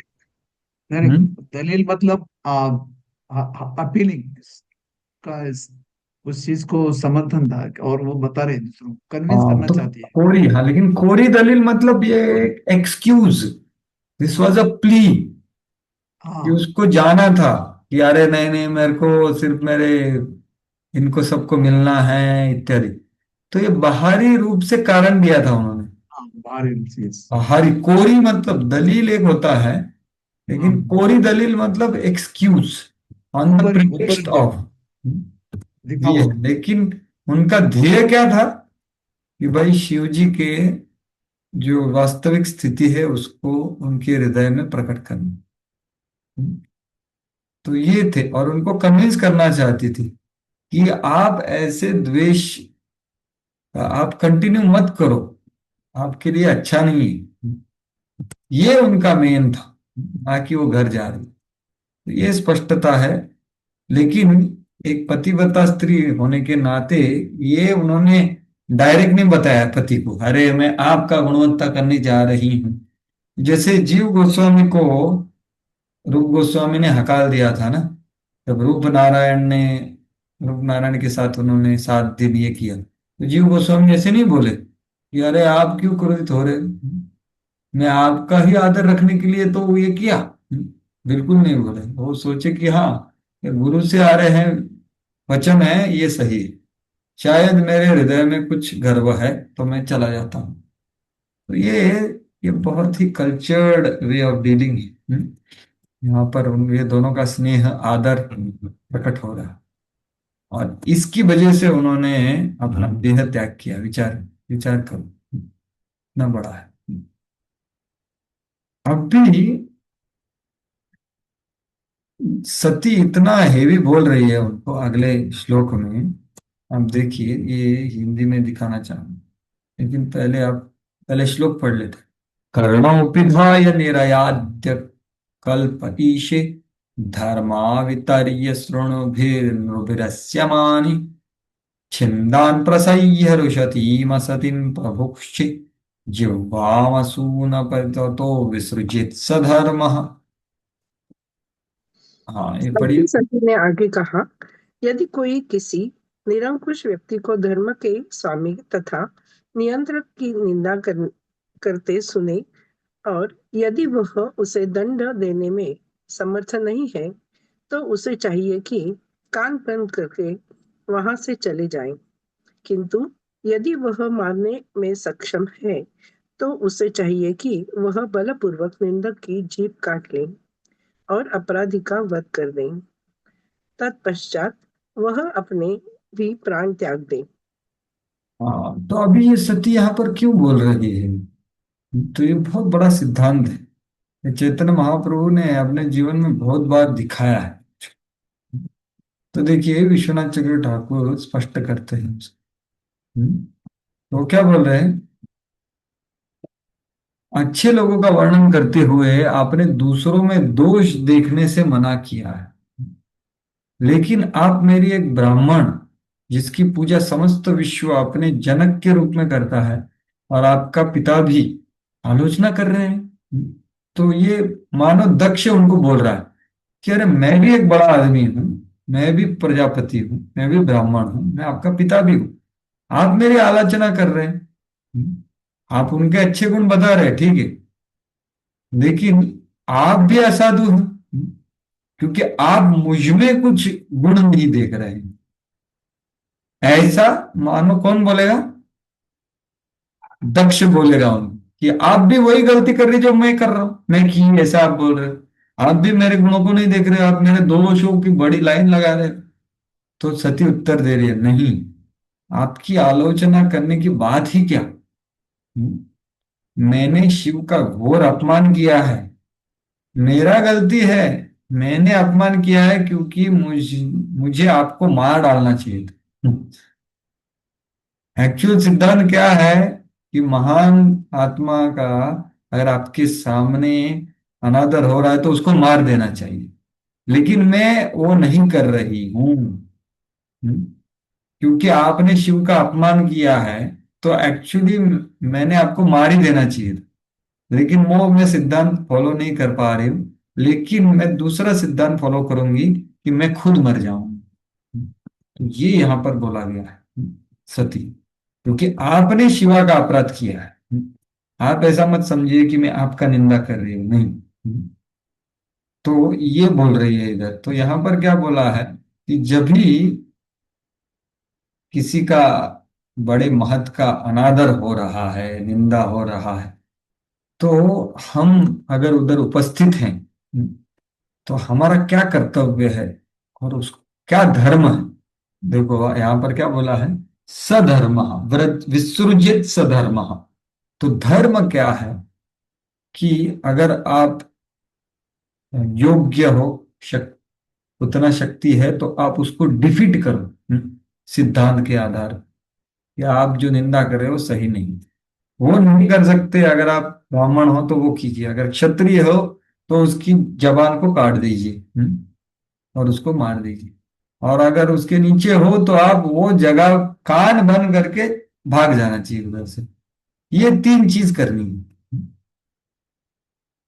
तो और सबसे डेंजर चीज है क्या कि आपने वो प्राण त्याग दिए, वो भी है, तो वो भी दिया है। तो ये धर्म है। ये सती बहुत बड़ा सिद्धांत को स्थापित कर रही है।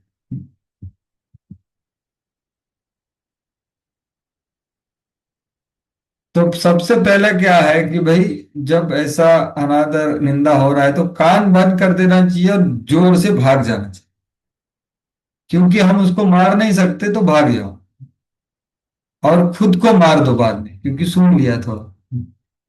अगर वो नहीं है तो उसका जिह्वा काट दो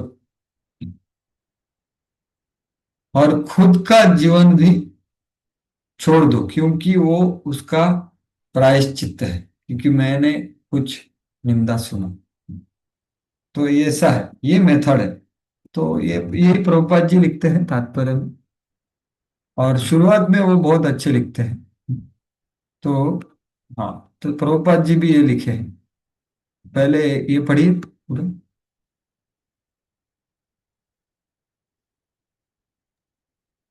साध्वी सती ने जो दिया वह यह है कि जो मनुष्य किसी महान पुरुष की निंदा करता है वह अधम है।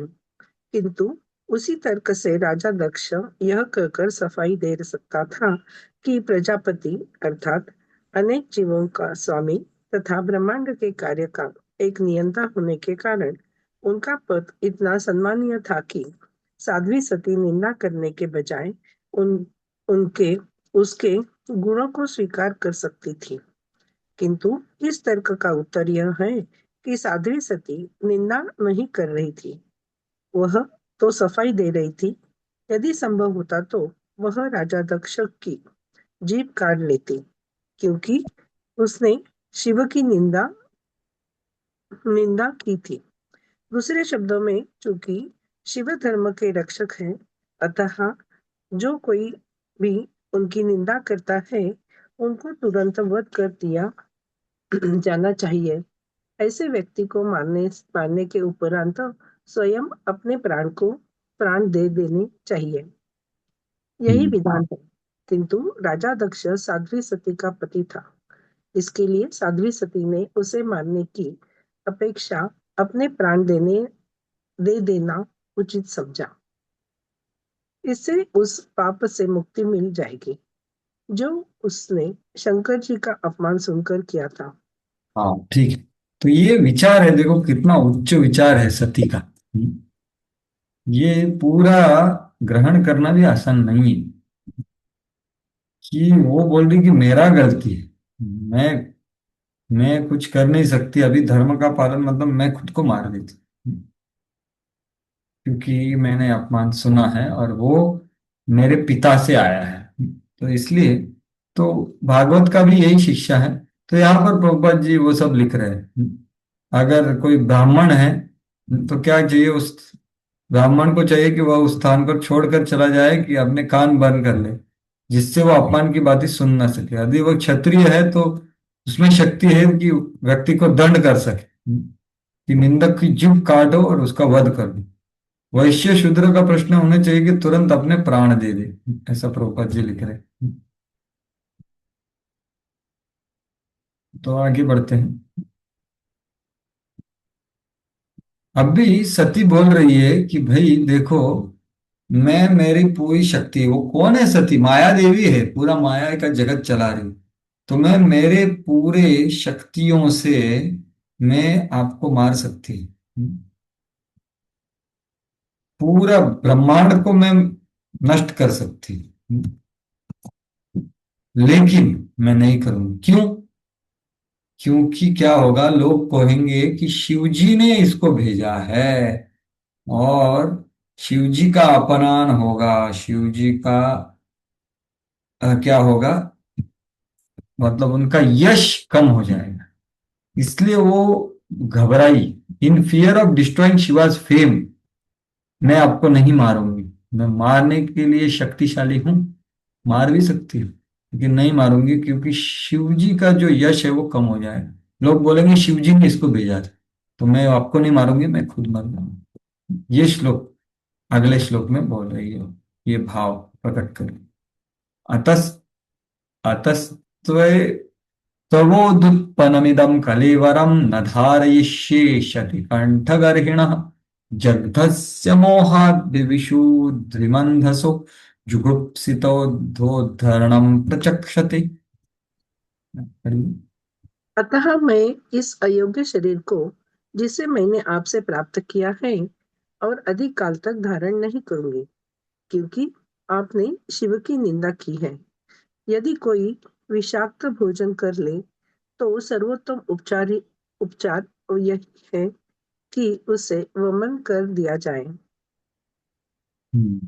तो प्रभुपाद जी जो मैंने बताया वही लिख रहे हैं, देखिए क्यों किया उन्होंने। तो ये तो मैंने बता दिया।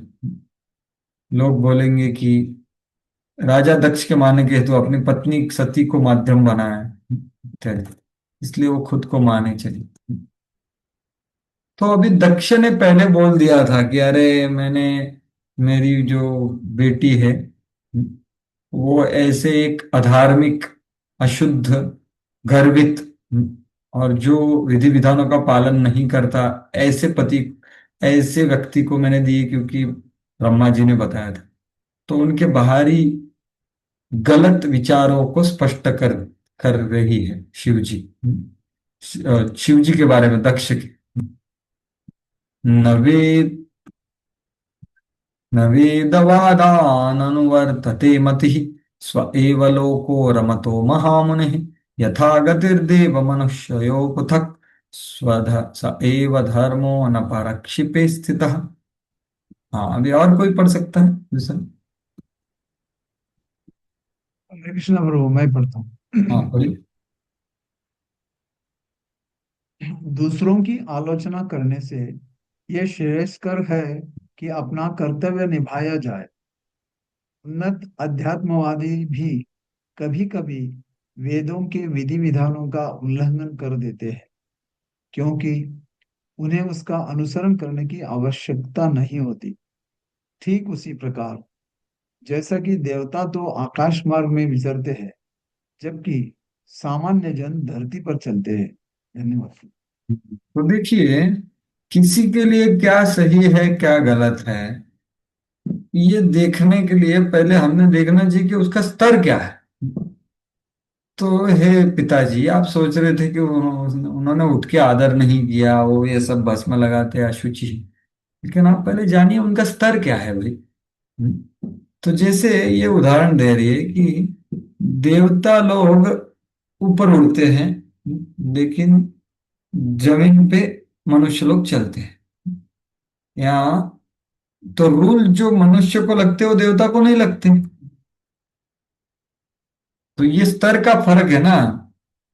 यही तो अर्जुन को उर्वशी बोल रही थी, अरे ये अधर्म नहीं है। यहाँ पर अधर्म वगैरह कुछ समस्या नहीं है, आप मेरे साथ आनंद ले सकते हो। लेकिन अर्जुन क्या बोला, अरे आपको मैं तो मेरी माता के समान देखता हूँ, हमारे पूर्वज है वो, उनकी आप पत्नी हो। वो बोलती यहाँ पर ये सब रूल नहीं चलता, इधर सब चलता है। तो देखिए रूल अलग अलग है अलग अलग जगह। तो जो सिग्नल है वो व्यक्तियों के लिए है जो गाड़ी पे है, कुत्ते के लिए नहीं है, बराबर की। यहाँ जो सिग्नल गाड़ी के लिए है वो एरोप्लेन के लिए नहीं है, यही बताया जाए। तो आप क्या सोच रहे हो, उन्होंने उठना चाहिए था, लेकिन उनका चेतना देखो ना, वो तो भगवान में आविष्ट थे। आपका रोल उसके ऊपर क्यों लगा रहे हो आप, और निंदा कर रहे हो? पहले आप खुद का धर्म फॉलो करो। आप समझ नहीं पा रहे हो, ये भाव है ये श्लोक में। इसलिए वो बोल रही है कि दूसरों की आलोचना करने से यह श्रेयस्कर है कि अपना कर्तव्य निभाए। अपना कर्तव्य निभाने के लिए अपना स्तर जानना चाहिए पहले। तो ये बात हो रही है।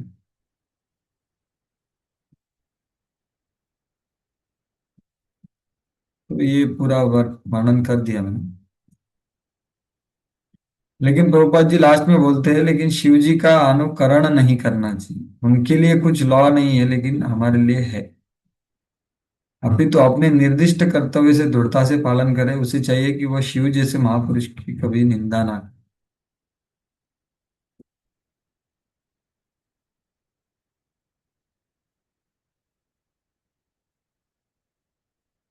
एक्चुअली शिव जी ने, देखो, एक प्रवृत्ति मार्ग होता है, एक निवृत्ति मार्ग होता है। तो शिव जी ने प्रवृत्ति मार्ग को अनुसरण नहीं करना चाहिए, निवृत्ति मार्ग का अनुसरण करना चाहिए, मानो ऐसा बोलता है। तो वो क्या बोल रही है कि नहीं, वो दोनों मार्ग से परे है।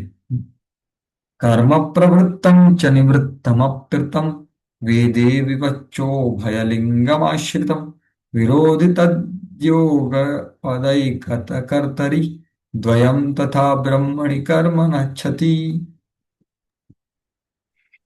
अनुवाद। वेदों में दो प्रकार के कर्मों के निर्देश दिए गए हैं। एक उनके लिए जो भौतिक सुख में लिप्त है, और दूसरा उनके लिए जो भौतिक रूप से विरक्त है। इन दो प्रकार के कर्मों का विचार करते हुए दो प्रकार के मनुष्य है, जिनके लक्षण भिन्न भिन्न है। यदि कोई एक व्यक्ति में इन दोनों प्रकार के कर्मों को देखना चाहता है, तो ये विरोधाभास होगा। किंतु दिव्य पद पर स्थित पुरुष के द्वारा इन दोनों प्रकार के कर्मों की उपेक्षा की जा सकती है। धन्यवाद। तो देखिए, ये प्रवृत्ति मार्ग से चल रहा है दक्षिण, और कुछ लोग निवृत्ति मार्ग से चलते हैं। लेकिन शिव जी दोनों के परे हैं। तो उनके लिए आप क्यों सोच रहे हो? तो ये बात है यहाँ। तो प्रभुपाद जी लिखते हैं कि वर्णाश्रम, ब्रह्मचर्य, गृहस्थ, वानप्रस्थ, संन्यास इत्यादि, तो ये क्यों है बनाए गए? जिससे हमारी आध्यात्मिक प्रगति हो। तो एक दूसरे को वो, देखो, यहाँ पर क्या बोला है कि उन्होंने अपने अपने विधि विधानों का पालन करना चाहिए। एक ही व्यक्ति के लिए दोनों के आश्रमों को ग्रहण पर करना असंभव है, और वो उचित भी नहीं। सन्यासी गृहस्थ की तरह कर्म नहीं कर सकता, और गृहस्थ सन्यासी की तरह भांति नहीं कर सकता। बराबर की। तो ये इसलिए अपना जो स्तर है, जो स्थिति है, वो उसको पालन करना चाहिए। लेकिन शिव जी सबसे परे हैं, वो परमहंस है। उनके लिए कुछ भी लागू नहीं होता। तो ऐसा वो स्पष्टता दे रही कि शिव जी ने आपको आदर क्यों नहीं दिया, आप क्या सोच रहे हो उसके बारे में, और मैं तथ्य बता रही हूँ। तो अभी दक्ष बोलता है, अरे हाय हाय हाय मेरा भाग्य, मेरा इतना अच्छा जो अ, बेटी है, इतना अच्छा गुणी गुणवान धार्मिक बेटी है, वो भिखारी के घर पे रहती है। और वो बेटी में इतने सारे गुण हैं, और वो शिव जी को गलत, जो you should not tolerate Shiva's bad behaviour, ऐसा वो बोल रहे हैं इनको। दक्ष बोल रहे हैं कि अरे, आपने शिव जी के गलत अ, आचार को आप क्यों सहन कर रही है, ऐसा बोल रहे हैं। तो वो अनादर कर रही है अपने पिता का, जो ऐसा बोलने का प्रयास करे। मावः पदभ्यः पितरस्मिदा स्थिता या यज्ञशालासु न धूपवर्त्मभिः तन्नैतृ तदन्न तृप्तैरसुभिः क्रीडिता अव्यक्तलिंगा अवधूत सेविता। पढ़िए। पिता, हमारे पास जो ऐश्वर्य है उसकी कल्पना कर पाना न तो आपके लिए और न आपके चाटुकारों के लिए संभव है, क्योंकि जो पुरुष महान यज्ञों को संपन्न करके सकाम कर्म में प्रवृत्त होते हैं, वे तो अपनी शारीरिक आवश्यकताओं को यज्ञ यज्ञ में अर्पित अन्न खाकर पूरा करने की चिंता में लीन रहते हैं। हम वैसा सोचने मात्र से ही अपने ऐश्वर्य का प्रदर्शन कर सकते हैं। ऐसा वे ही कर सकते हैं जो विरक्त स्वरूप सिद्ध महापुरुष है। हाँ, तो वो क्या बोल रही है सती, अरे देखो ये शिव जी के पास जो ऐश्वर्य है वो आप समझ नहीं सकते, और कोई साधारण आदमी भी नहीं समझ सकता, क्योंकि वो कर्म में लगे हुए धूम पथ। तो उनका जो शिवा सब वो भगवत प्रेमी है। वो पूरे पूरे कंप्लीट फ्रीडम है उनके पास। और उनका स्वार्थ कुछ नहीं होता। तो ये बोल रहे हैं, और बाद में फिर धूम और पूम का हमने चर्चा कर लिया, उसका ही प्रभुपाद जी लिखते हैं। तो सती अभी बाकी के ब्राह्मणों को भी निंदा कर रही है, जो उनके अनुयायी थे दक्ष के, जो एक इनके जैसे थे वो, क्या बोलते, कौवे जैसे। क्योंकि कौवे गंदा चीज खाने में आनंद लेते हैं, तो दक्ष ने बताया और वो भी खाए, ऐसा प्रभुपाद जी बोलते हैं। तो अभी अपने पिता का निंदा करने के बाद अभी वो खुद के देह का निंदा करती है। नैतेन देहेन हरे कृतागसो देहोद्भवयानामलं कुजन्मन व्रीडाममाभूत् कुजनत् प्रसंगतः तज्जन्मधिज्ञो महतामवद्यकृत्। बड़ी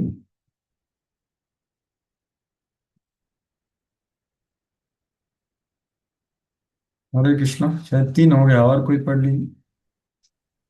हरे कृष्णा प्रभु जी। हम्म। मैं पढ़ती हूँ। हम्म।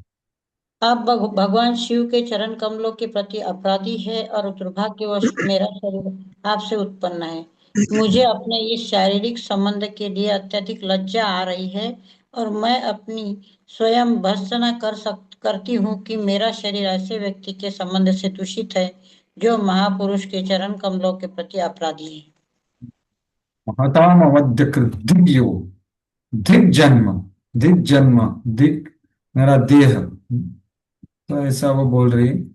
और फिर वो बोलती है, याद करती है कि मेरे पिता जब मेरे को दक्षायणी बोलते थे तो भी मेरे को भी थोड़ा दुख होता है। तो ये पढ़िए, भाषांतर पढ़िए पिता समय की। जब शिव जी मुझे दाक्षायणी कहकर पुकारते हैं तो अपने पारिवारिक संबंध के कारण मैं तुरंत खिन्न हो उठती हूँ और मेरी सारी प्रसन्नता तथा हंसी तुरंत भाग जाती है। मुझे अत्यंत खेद होता है कि मेरा यह थैले जैसा शरीर आपके द्वारा उत्पन्न है, अतः मैं इसे त्याग दूंगी। दाक्षायणी करके। तो ऐसा अभी ये सब व्यक्त करने के बाद, स्पष्टीकरण देने के बाद, अपने पति के उत्कृष्ट स्थिति का वर्णन करने के बाद, उनके गैर संबंध क्या, गैर विचारों को स्पष्ट करने के बाद अभी वो खुद को मार देंगे। मैत्रेय 24वां श्लोक, हाँ पढ़िए भाषांतर। मैत्रेय ऋषि ने विदुर से कहा, हे शत्रुओं के संहारक, यज्ञ स्थल में अपने पिता से ऐसा कहकर सती भूमि पर उत्तर मुख होकर बैठ गई। केसरिया वस्त्र धारण किए उन्होंने जल से अपने को पवित्र किया और योग क्रिया में अपने को ध्यान मग्न करने के लिए अपनी आंखें मूंद ली।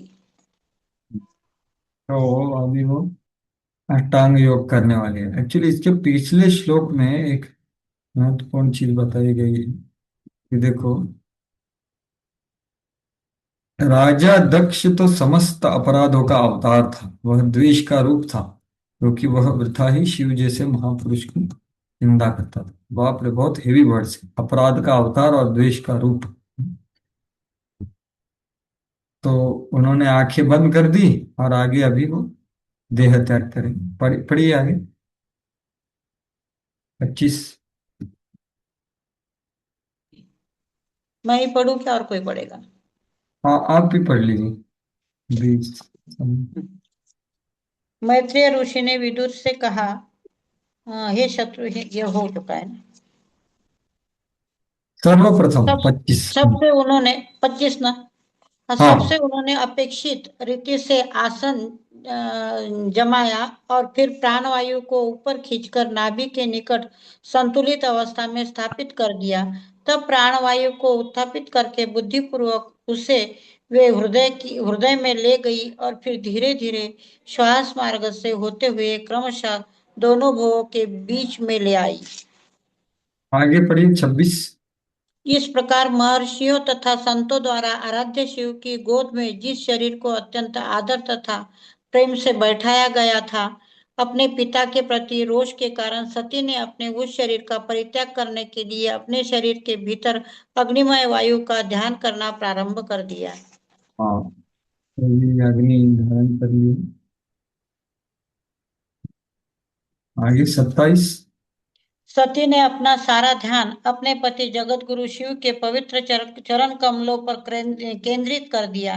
इस प्रकार वे समस्त पापों से शुद्ध हो गई।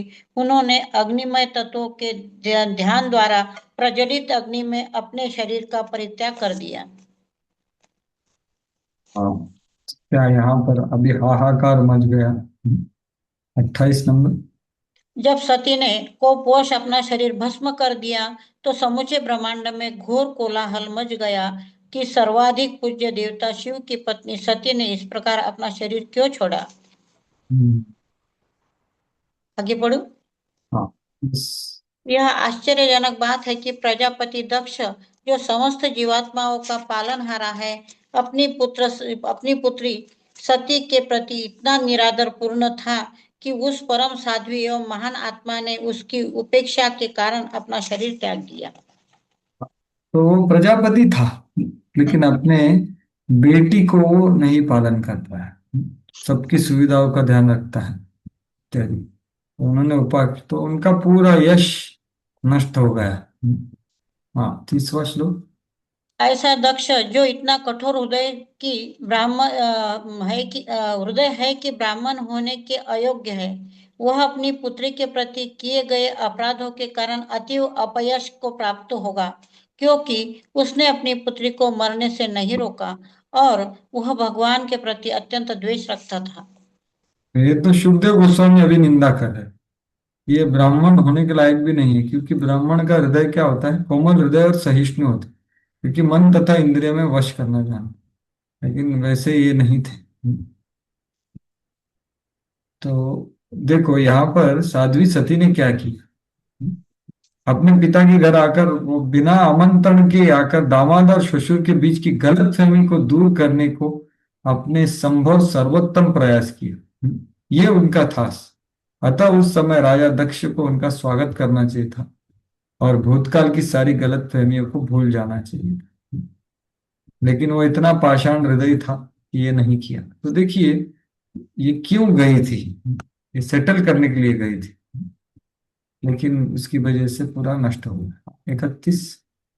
जिस समय सब लोग सती की आश्चर्यजनक स्वैच्छिक मृत्यु के विषय में परस्पर बातें कर रहे थे, उसी समय शिव के पार्षद, जो सती के साथ आए थे, अपने अपने हथियार लेकर दक्ष को मारने के लिए उद्यत हो गए।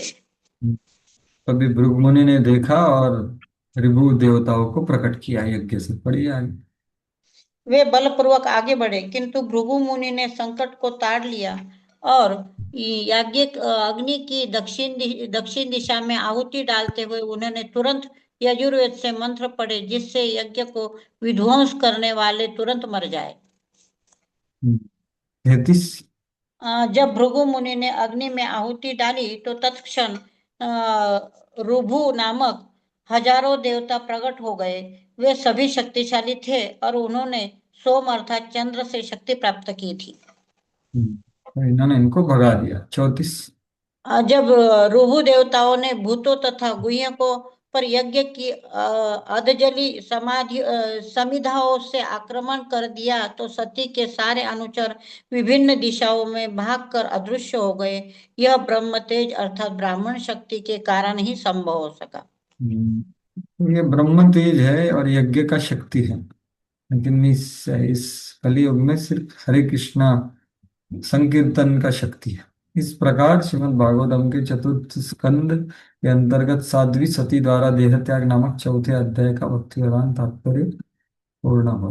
हरे कृष्ण। तो यहाँ पर हम विराम देंगे। अगर किसी का कुछ विचार टीका टिप्पणी है तो व्यक्त कर सकते हैं।